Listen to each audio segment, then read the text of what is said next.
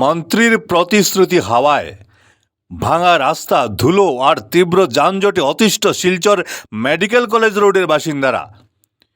শিলচরের গুরুত্বপূর্ণ medical college রোডের বেহাল দশা এবং চরম যানজটে জনজীবন সম্পূর্ণ বিপর্যস্ত হয়ে পড়েছে।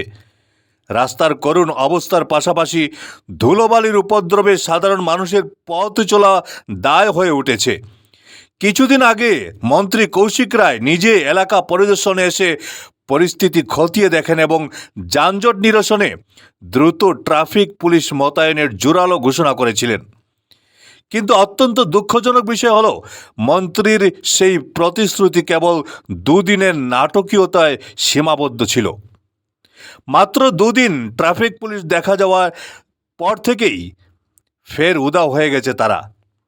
আবারও বলছি, মাত্র দুদিন ট্রাফিক পুলিশ দেখা গেলেও এরপর থেকে আর তারা নেই এখানে।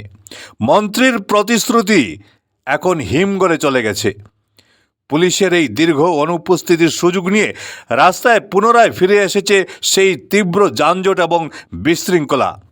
অন্যদিকে ভাঙা রাস্তার ওপর দিয়ে গাড়ি চলাচলের সময় উড়ন্ত ধুলোয় চারপাশ অন্ধকার হয়ে যায়, যা স্থানীয় বাসিন্দা ও পথচারীদের শ্বাসকষ্ট সহ নানা স্বাস্থ্য ঝুঁকির মধ্যে ফেলেছে।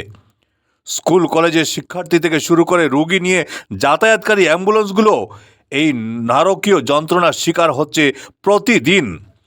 চরম ভোগান্তির এই পরিস্থিতি থেকে দ্রুত স্থায়ী মুক্তি পেতে এবং নিয়মিত ট্রাফিক নিয়ন্ত্রণ ও ধুলো নিবারণের কার্যকর ব্যবস্থা নিতে প্রশাসনের কাছে জোরালো দাবি জানিয়েছেন ক্ষুব্ধ এলাকাবাসী।